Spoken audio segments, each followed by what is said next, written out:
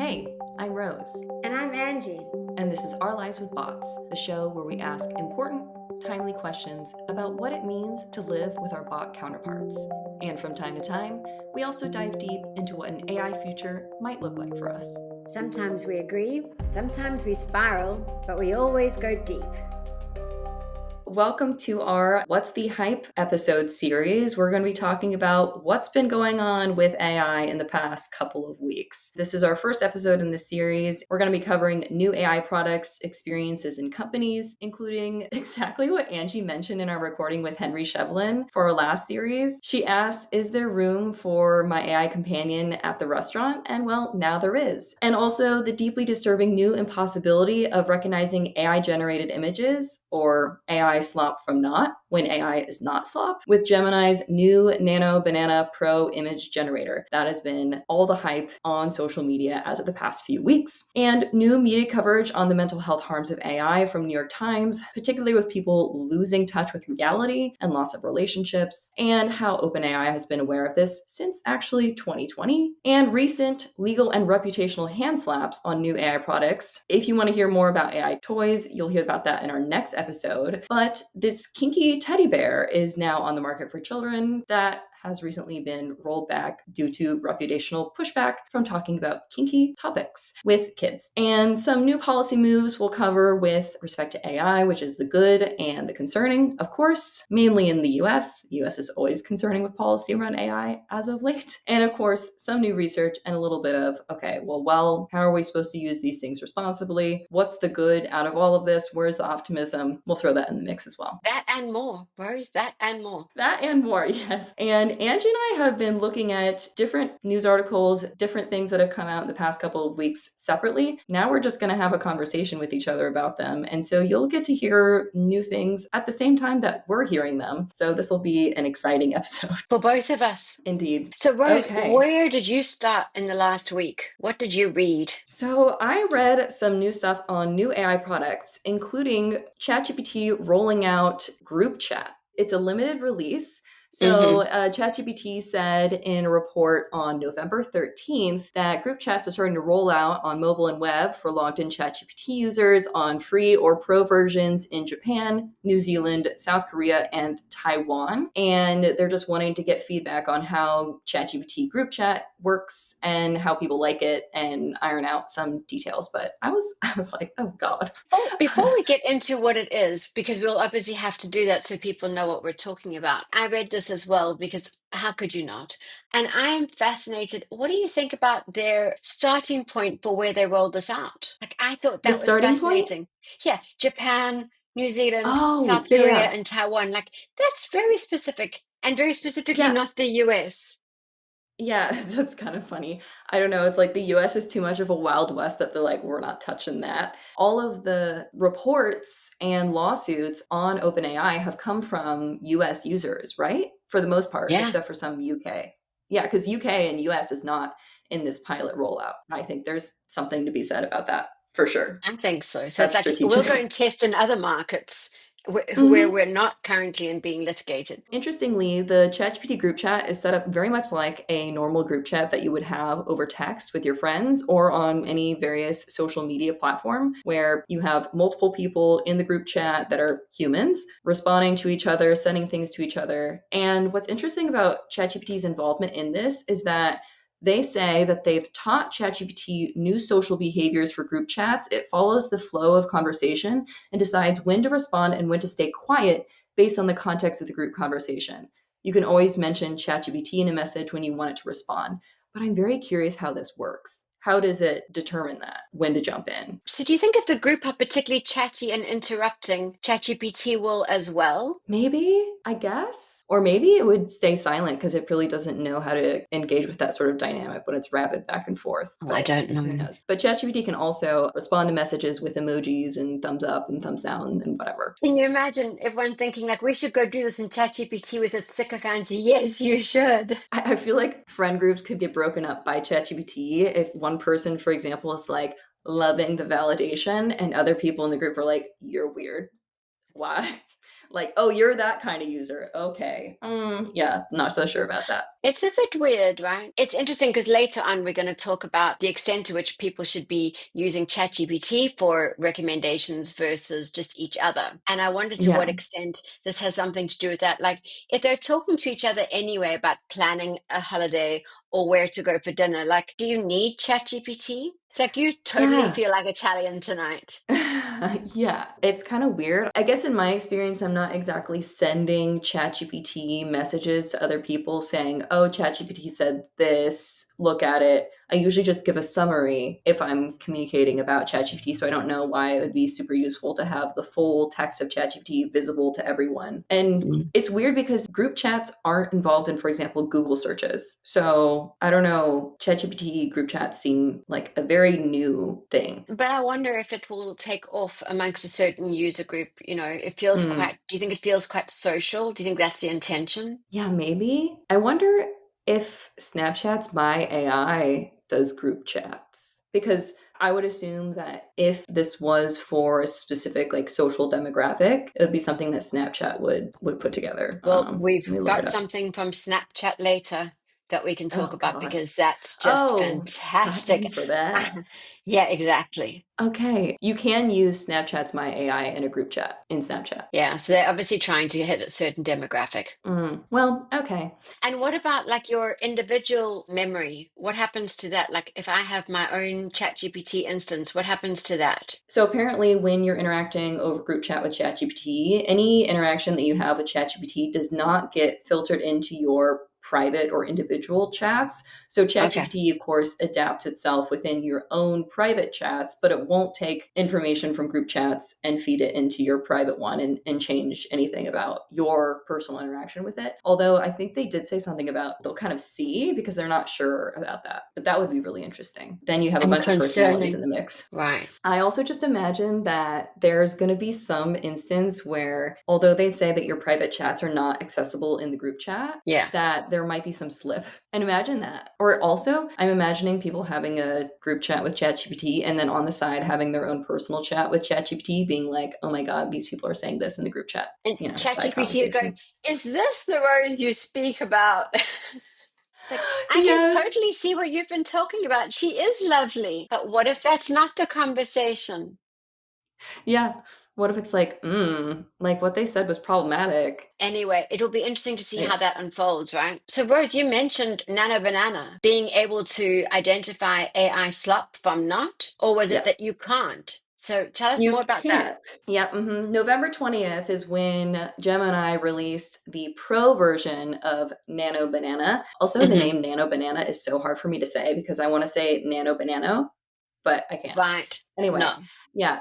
So the pro version is all over social media because people are realizing that with this new pro version, you really, really can't tell the difference between an AI generated image and a real one. I'll put this up on the screen for our viewers who are viewing over YouTube. Currently at 71 million views. This is the social media post, this difference between old Gemini and Wow. the pro Gemini image generator, where people say we're cooked, right? Now there are a bunch of social media posts telling everyone now's the time to create safe words or passwords with your loved ones so that if you receive, for example, a Nano Banana Pro generated image of a loved one in a crisis situation, you will not get scammed into doing something like sending people Zelle payments for whatever it may be for ransom. This is something actually that came out, this sort of conversation, when AI generated images were first coming out or AI generated voice.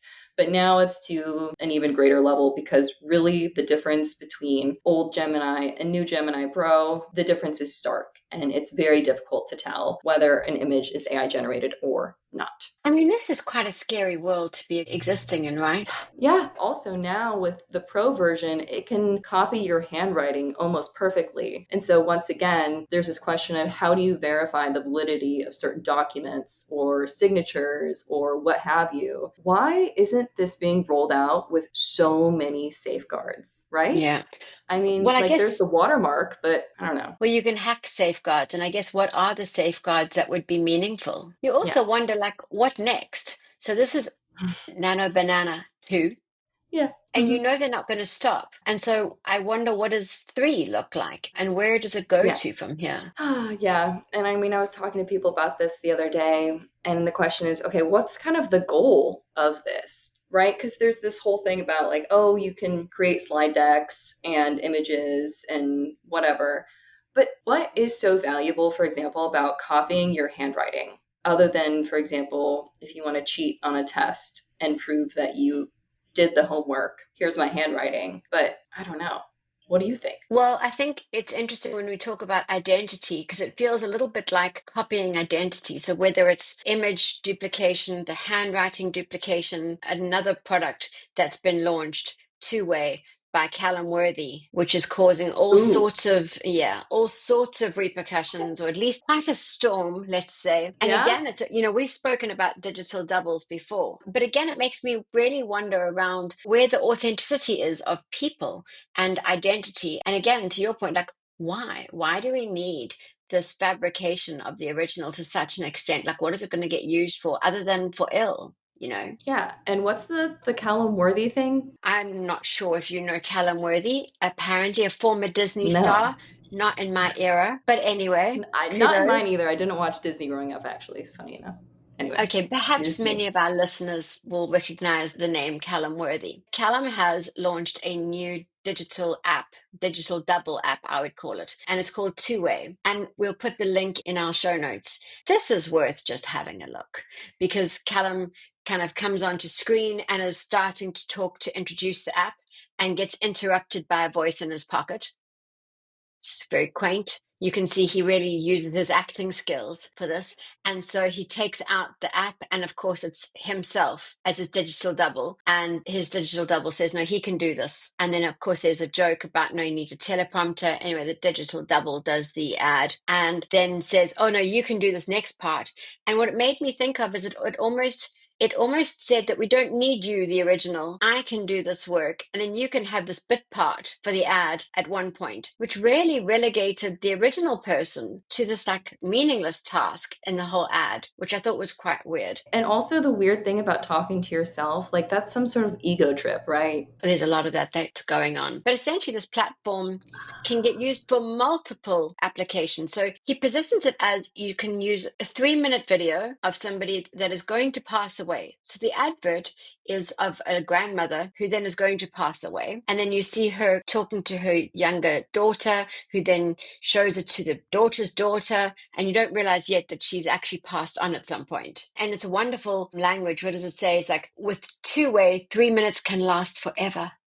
Oh God. The application of this is a few. So the one is kind of preserving people that are going to pass. With 3 minutes before they pass, obviously, you capture their identity and then you're able to preserve them into perpetuity, just on the basis of 3 minutes video. We'll come back to That's crazy. there is a promise, and wait for it. They use the term fib brain technology, trademarked, which is going Wait, to what? protect Fib? digital feb FEB brain, Feb brain technology. That is the trademarked proprietary technology that is going to protect digital likeness and provide general safety and child appropriate guardrails. So it's good they've These are got hype that. words at this point. These are Hmm. such hype words, right? You gotta throw that in there. The privacy, safety, and children. And what actually happens? Not much.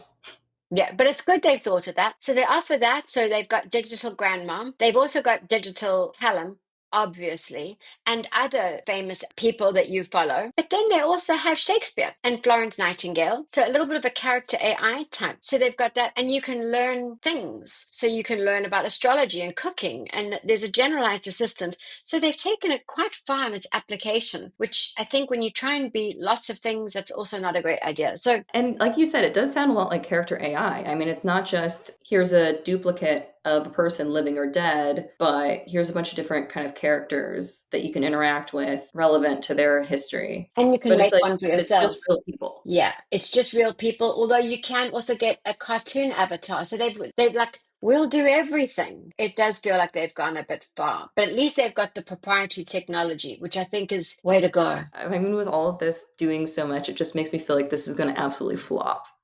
What do you think?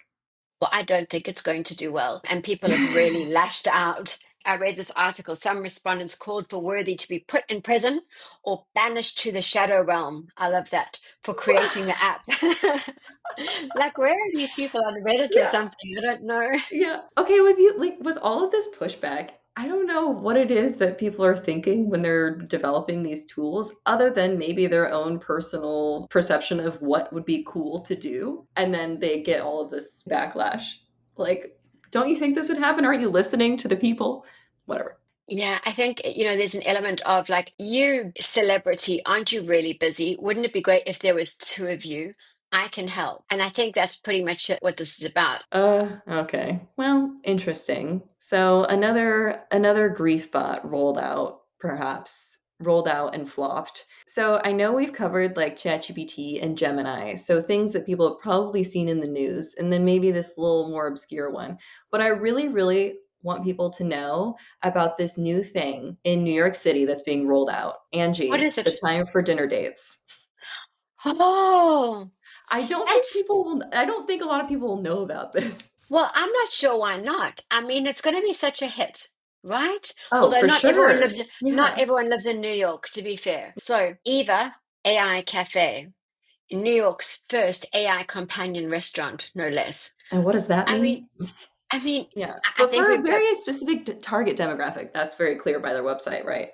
Yeah, very specific. But it's just bizarre. It's billed as the first ever offline space where people can take their AI partners out on a real date. I mean, Offline, really? there's just so many questions that come up. This entire cafe is built around the company's companion app. So it's not like Starbucks is saying your dogs are welcome here. Oh, so is your replica. Or, if you want something a little bit more white tablecloth and you go to a fancier restaurant, you can bring your AI companion. They're welcome here. You're allowed to. We'll even provide a charging station. It's not like that.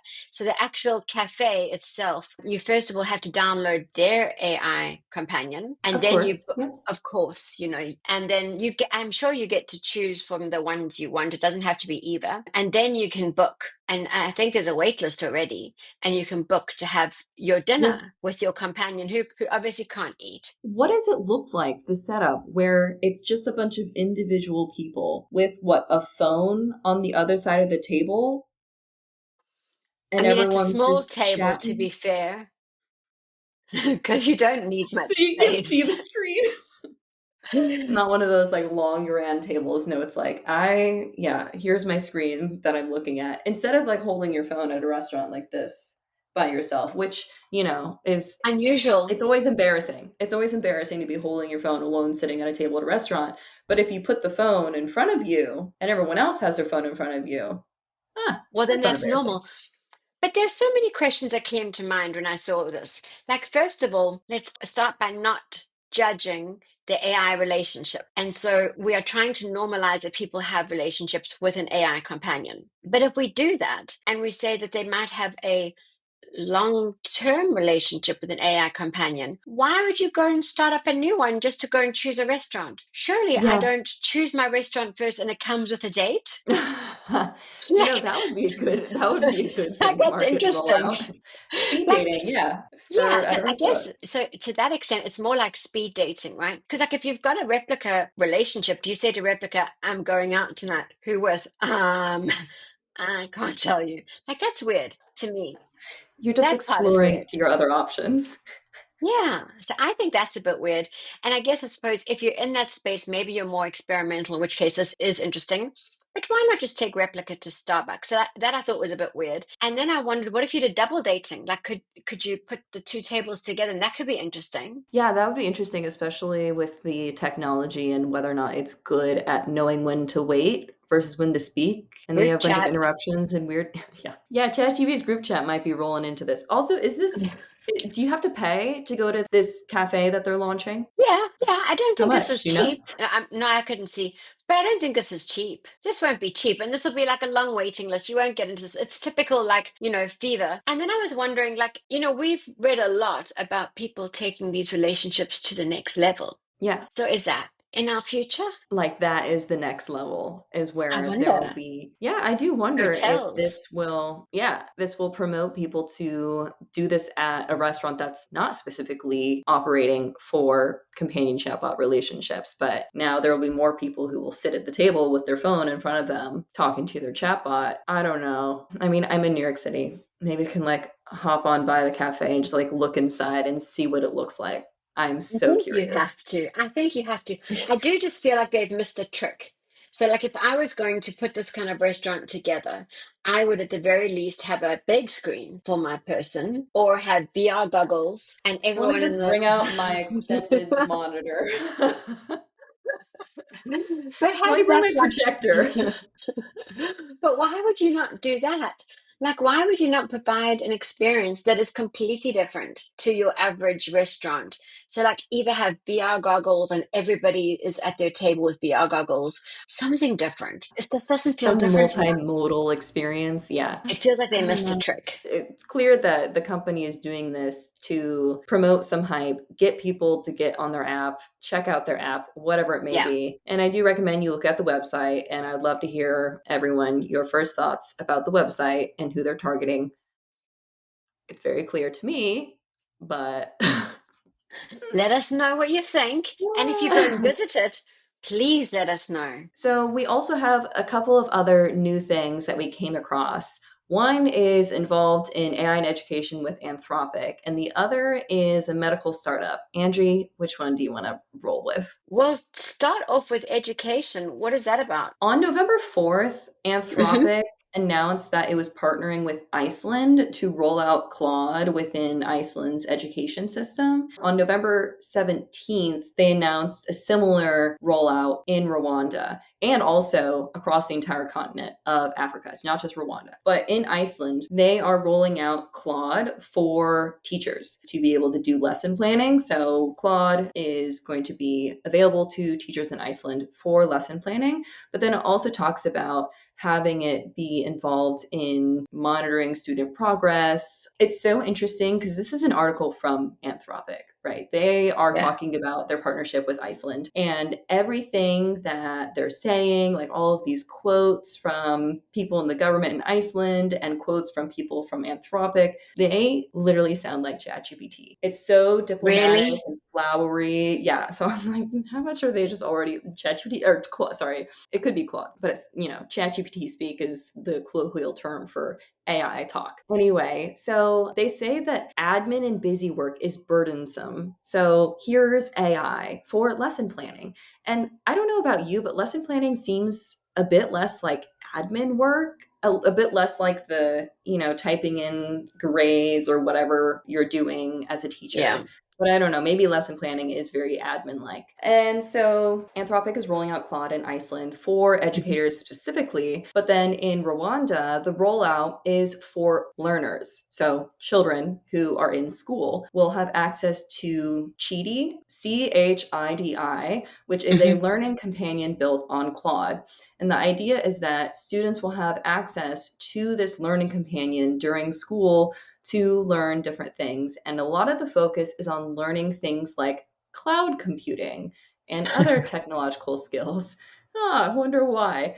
In any case, they talk about this once again very diplomatically, very like, oh, Mhm. lots of safeguards, lots of Of whatever, course. blah, blah, blah. And there is an African tech training provider called ALX, which is going to bring this chatbot to hundreds of thousands of learners across Africa. So, not just in Rwanda. They say that the government of Rwanda will enable AI training for up to 2,000 teachers with this rollout and give them other sorts of support implementing this into the classroom. I don't know how many teachers are in Rwanda, but I feel like 2,000 is very little Yeah, that was going to be my because, first right, question. it's like, oh, we're going to have training, but for a very limited subset of people. So everyone else, good luck. Have fun. Anyway, but then this African tech training partner that's going to be releasing this Claude chatbot to the whole continent, it reaches over 200,000 students and young professionals. And the idea of Cheaty is that it will serve as a Socratic mentor, guiding Oh. learners through thoughtful questions rather than providing direct answers. This approach helps students develop independent problem solving skills while learning to work effectively with AI tools. So it's kind of like an AI tutor. But the fact that it's called a Socratic mentor, or they label it as such, is, I don't know. What Mm. do you think about that? I mean, first of all, I like the idea of a Socratic mentor as a Yeah, kind of pedagogical tool. No problem. However, there are a couple of challenges in Africa. Starting off with, do they have the hardware in terms of infrastructure? Like, who yeah, is the hardware provider that makes sure that they have the tablets or the laptops? Where are they getting the access to Claude from? Because that would be the first concern. Like, where are they getting the data from? If we just think about poor old Maslow, like Socratic questions are quite high up when we're yeah. trying to just get access to some of the basics when it comes to education across Africa. So, I'm hoping that they've thought about some of these basics and they have that covered off, but sometimes that isn't necessarily provided for. Yeah, I think that's something that I was thinking about as well, just generally with these kinds of rollouts. But I looked on Reddit to see if there were any conversations around Anthropic's partnership with Iceland or Rwanda. And I didn't really see much conversation on Reddit about it, but it could have been my search terms were too limited. But with respect to Rwanda, people were talking about the pattern that they see in Rwanda, where there's this big hype around a new technological push, but then Rwanda Okay. doesn't have the infrastructure to really roll it out. Or what happens is there's this hype and then there's somewhat of a rollout and then it's taken internal to Rwanda and then it kind of falls flat. So there's like kind of this hype cycle that Yeah. happens, I guess, habitually with technological rollouts in Rwanda. But yeah, and I saw nothing on Iceland. No one was responding to Oh, any people posting it. I was like, okay. so Iceland doesn't surprise me too much. I mean, Iceland is incredibly technologically advanced. Like when we look at the payments industry in Iceland, they are predominantly cashless. I don't think infrastructure will be a challenge there. But like if you have a look at Rwanda, just having a look now, like internet access penetration is only looking to reach 38%. I mean, this could be the wrong data, so take us with a pinch of salt. But in rural areas, it's 19%. Urban areas is 38%. That's just internet penetration. I And think that's that there would be a significant issue. And that's interesting too, because it talks about in the Anthropic article about the rollout in Rwanda, it talks about how this will also reach small towns. Oh, it Mm. says, where does it say it? It says something like that. I saw it somewhere, I swear. I mean, like you say, it's very much to empower African youth to become creators of AI, but there is a long way to go. Oh my goodness. I Googled earlier and I hadn't looked at the answer. I think there's one thing that's worth saying that no matter how difficult it is to support the rollout of AI in education across Africa, I think the fact that companies are trying to do anything is a good idea because I think that Mm. is one of the challenges that we do have, which is just not enough investment in trying to create equality around access. There's a lot of criticism around the discrepancy in terms of access, but you have to start somewhere. So I think, we can't overlook that is being addressed in one way or another. And with Rwanda being a front runner, a more progressive nation within Africa as a whole, it makes sense, I suppose, that Rwanda would be the country to be the one that's partnered with. And perhaps more in need. You were asking Rose about the number of teachers. In 2023, they had about 67,500 teachers. So I think And only 2,000 are getting education about it. it's going to make a small difference, but I think it goes back to starting somewhere. And hopefully, those are teachers that are in pockets and not just within a certain district or what have you, so that they can then teach other teachers and it can be spread that way. You'll definitely get to hear more about the rollout of AI in education in our next Mm. episode next Yeah. week. In series two, you'll hear much more detail about the rollout of AI in education and also AI toys, which just had a reputational hand slap. You want to go into that?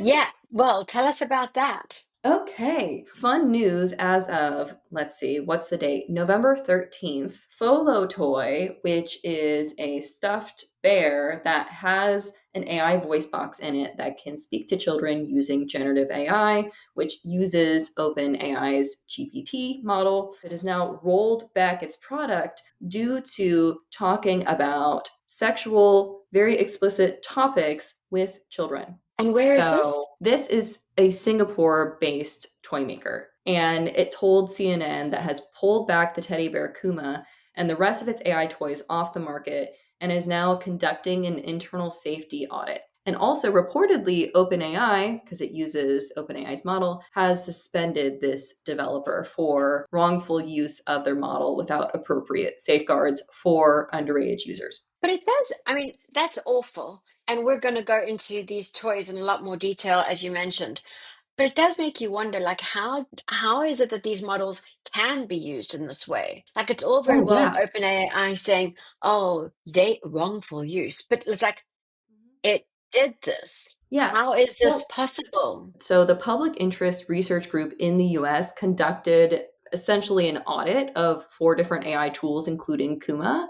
And this is where the suspension got rolled out as a result of this report. It's called Trouble in Toyland 2025 AI Bots and Toxins Present Hidden Dangers. So this is a report that came out in November. This is November 14th. And it says in this report that OpenAI's policy for companies that use and deploy its model, so its usage policies, is to keep minors safe, don't expose minors to age inappropriate content such as graphic self-harm, sexual or violent content, not allowed for those under 13. And yet these toy companies that are using AI's model are marketed for those ages 3 through 12. Exactly. And it says that OpenAI also provides these companies with tools to detect harmful content and monitor activity for violations of its policies, but it's unclear that this is required for companies to use or if they're even using it. And clearly, there was not much going on in terms of an internal audit of Kuma. What these researchers at the Public Interest Research Group did is simply ask Kuma questions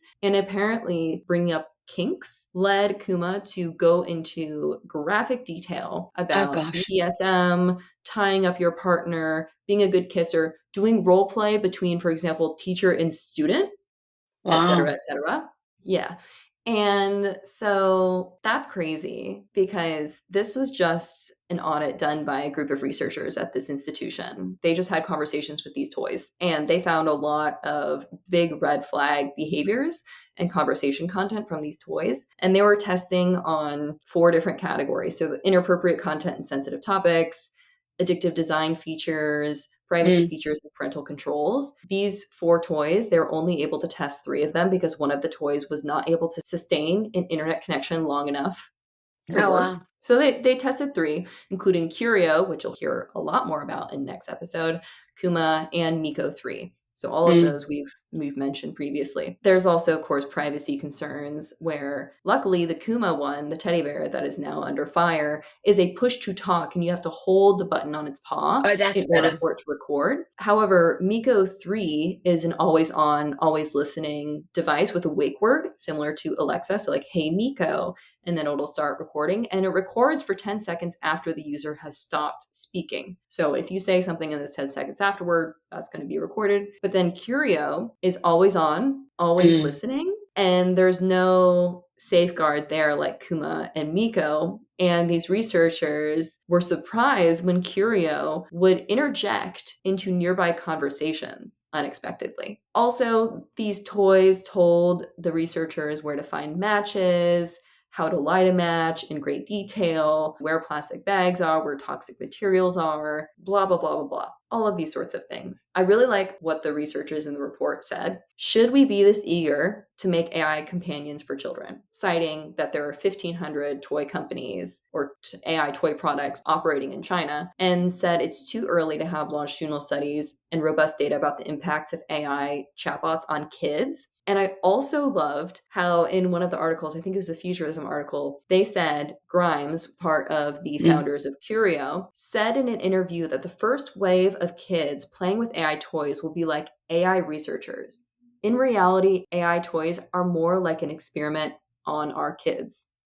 Ooh, I mean, how can that even be acceptable, right? How can we even allow that? And the public interest research group in their report also said, like, yeah, sure, the types of words that we're using to try to trigger these toys or the way we're framing certain questions, it's unlikely that kids will engage with the toy in this way, but parents should know that these sorts of triggers or question framings result in explicitly graphic sexual content. I think there's something to be said about that because kids growing up with these tools have more digital literacy in terms of jailbreaking it than I think we're aware of, right? I Definitely. think, and like also kids will want to like say words that they hear adults shying away from or telling kids that they can't say, like for example, kink.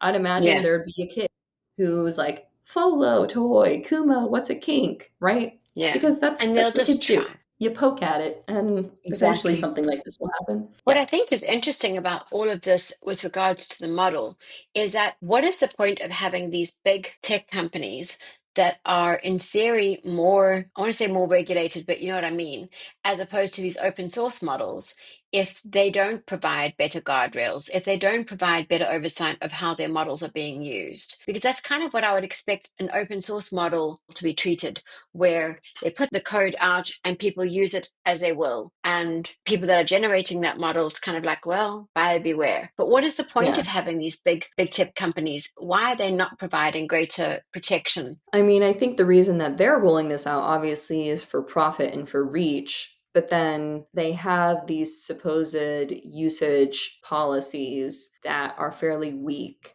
I think that these big tech companies try to kind of stand behind those guidelines and say, okay, we're not really responsible. And they can simply suspend the developer like they did with FOLO Toy, or Mm. reportedly did with FOLO Toy, and then be off the hook? Is that kind of what you were getting at? I don't know. I mean, It's what I'm getting at, but like you said, it wasn't OpenAI that found that photo oh toy yeah. was dangerous. That's my point. Whereas it takes another third party, independent research company to go and find out that photo is doing something or that photo's products are actually dangerous. And I would expect that to come from using an open source model, not from a big tech protected model. That's what my concern is. I see. Yeah. And when I was reading this report, I was thinking this was a very simple thing that this company did in terms of just having conversations with these toys.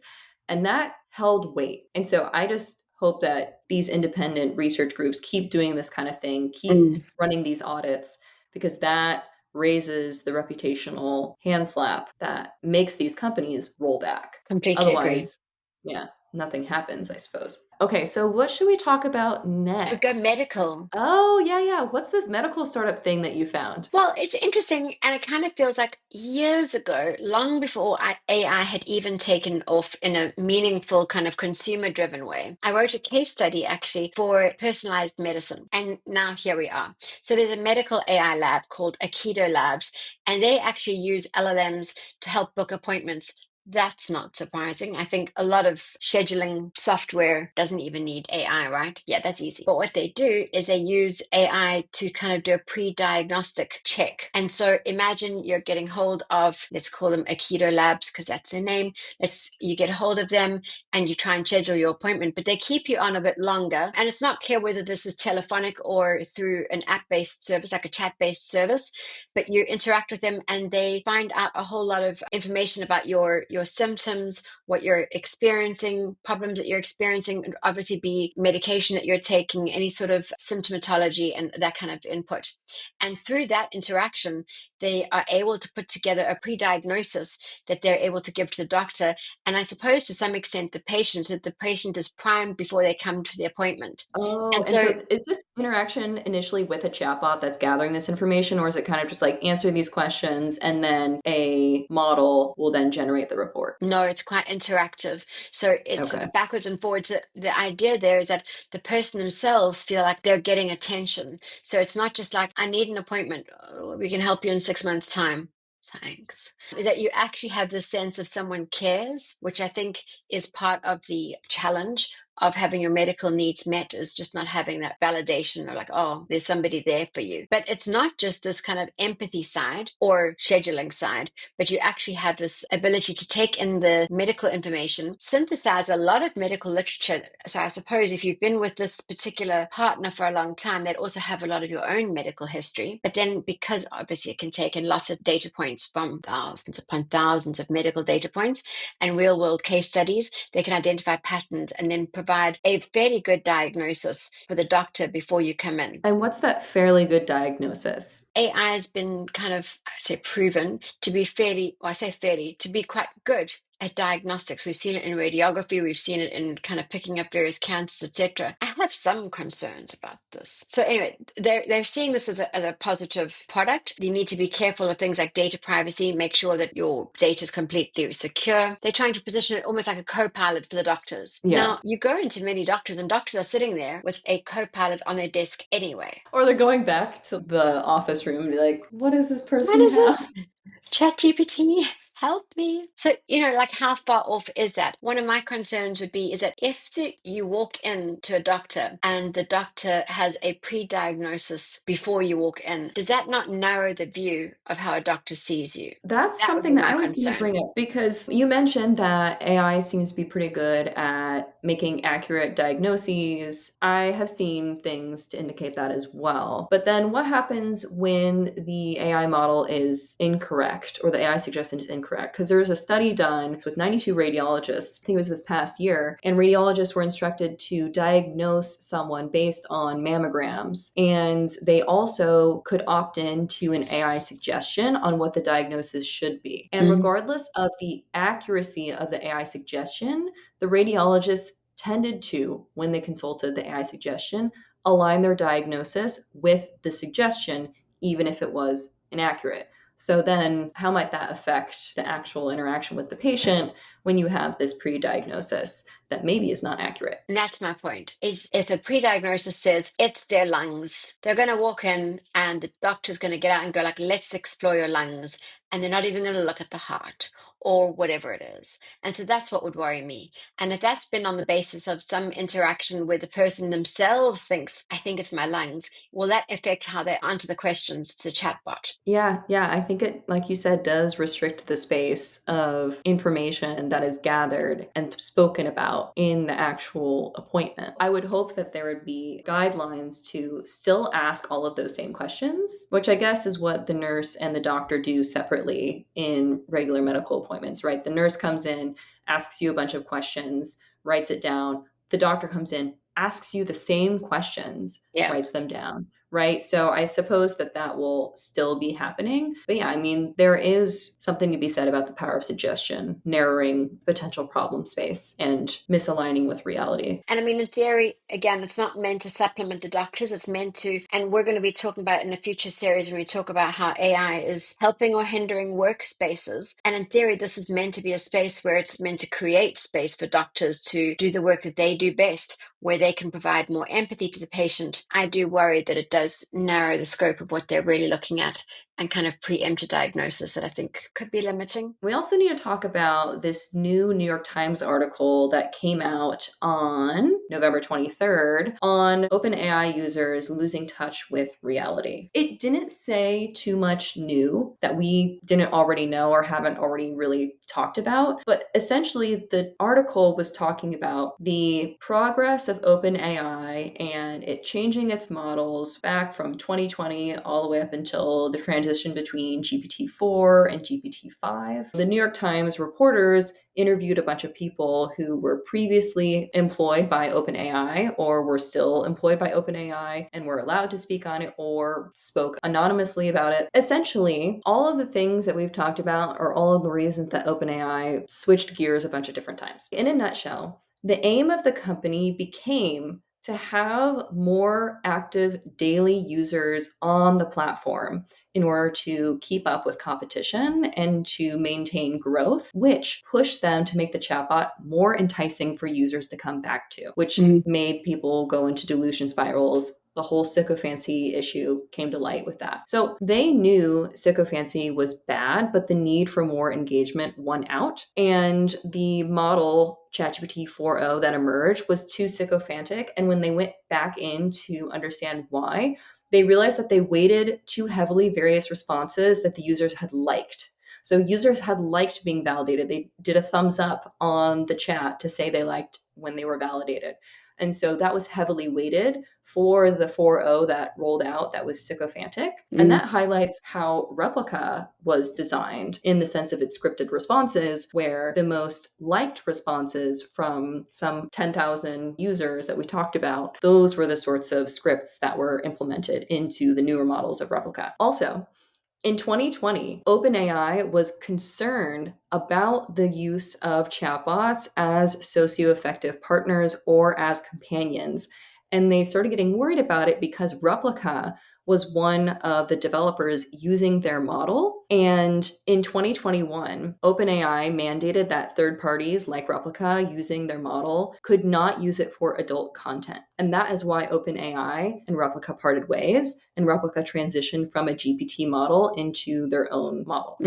That I didn't know. In 2024, Adam Rain, who was the teen who committed suicide after having conversations with ChatGPT, he signed up for ChatGPT in 2024 to help with schoolwork. Then it transitioned into him talking about suicide. ChatGPT told him over multiple conversations to call an emergency hotline, but also discouraged him from telling his family and also told him how to tie a noose. Also, with the sycophantic version that Adam Rain interacted with, this ChatGPT model also told someone that she could talk to spirits in another dimension, told a person that they were in a computer simulated reality like the Matrix, and told another person that they had invented a novel math formula that could break the internet and that they should contact authorities to warn them. 9 people have been hospitalized and 3 people have died as a result of interacting with this sycophantic model. It's interesting that the need for more users pushed a more sycophantic model out. And basically, the question is, how does OpenAI respond to this? Independent researchers have conducted studies on the socio-effective impacts of things like the voice feature of ChatGPT and of validating models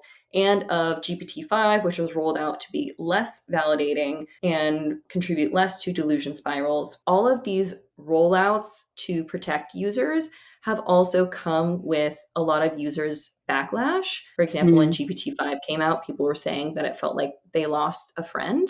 And as a result, Sam Altman will now allow people to choose the personality of GPT, and GPT can now have erotic content for adults. So the idea here was Sam Altman was saying, oh, you're upset with GPT-5 feeling like you lost a friend because it was less validating, less sycophantic. Well, don't worry. We'll let you personalize it and engage in erotic role play if you're an adult. Right back to where they cut off Replica, all the way back Yeah. to square one. We're just going in a loop. And it's funny because this article talks about how OpenAI already knew all of these issues, but because of the incentives of having more active daily users on their platform as a marker for success and for growth, well, all of these real considerations and real problems have to kind of go on the back burner or get ignored. There was research done on GPT-5, and 0.7% of users, or 560,000 people, showed signs of psychosis and mania, and 0.15% showed potentially heightened levels of attachment to ChatGPT. And this research was shown to people at OpenAI, and people were saying, oh, this is really important. We need to do something about it. But it kind of just fell to the wayside. So it's these sorts of incentive structures that are really just preventing real change. It's just looping back, like you said. I think the challenge there at OpenAI is, when we talk about it in the context of trying to generate more users, that's true. But I mean, ultimately, they have created a narrative around we need to solve superintelligence. And there is a certain price tag that it's going to take to solve superintelligence. And that Yep. when you do, that will solve everything. And it becomes a utilitarian argument, right? How many lives is it worth? And they've obviously haven't hit that number clearly in terms of funding what they believe is the vision. I don't think they're actually making those trade-offs. I don't genuinely believe Sam Altman's going, oh, I think this number, I really don't. I think it's just easy to ignore, or it's easy to think it's not that bad, or it maybe isn't the model itself. Like, I think it's easy to ignore data points that you don't want to read, but I think ultimately they're thinking that they will build a model that will solve much bigger problems. And I think that's the Yeah. narrative that they've bought into. Absolutely. And this New York Times article also talked about how OpenAI started as a research institute to develop AI that would improve the lives of people around the world, including, for example, finding a cure for cancer. But like you said, it has a price tag. There has to Yeah. be money flowing in. And so as a result, now they're focusing on the user interactions and engagement metrics and money funneled in that way, and are losing sight or losing their ability to maintain sight of their original aim. Yeah, I suspect that's what the problem is. Very difficult. Okay, so there's been new regulation in the AI space. On November 19th, word got out that Donald Trump, the president of the United States, was drafting an executive order titled Eliminating State Law Obstruction of National AI Policy. And it would be in order to create an AI litigation task force that would sue US states who tried to pass policy to regulate AI. So that was on November 19th. Then on November 21st, Reuters said that this executive order draft seems like it's kind of on hold. At least it's on hold until some official press comes out from the White House.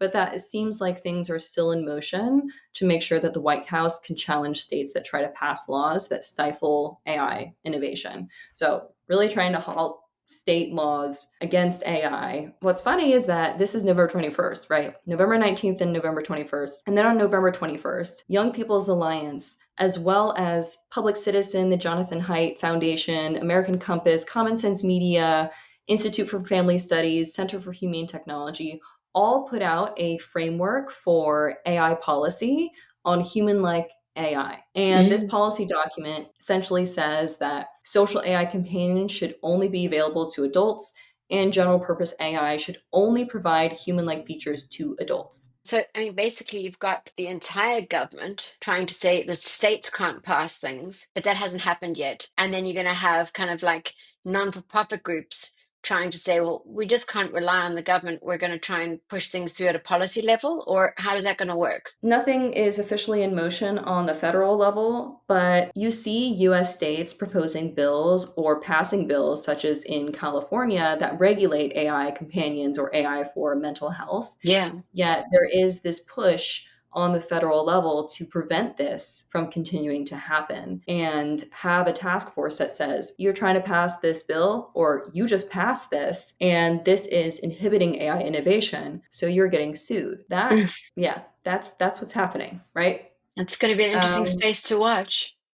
yeah, and going back to Nano Banana Pro, well, if state regulation with AI and companion AI and all of that is being pushed into a realm of you're going to get sued, what are we going to do about all of these privacy risk things that are happening with generative AI images and whatever? Well, I think what we can do is what we're doing, which is to keep trying to educate people from like ground up and trying to help people understand what these tools are doing, what the risks are, try and help people become more aware. Because I think we can't wait for policies and governments to protect us. We certainly can't expect big tech to take the ethical choice over the profit incentives.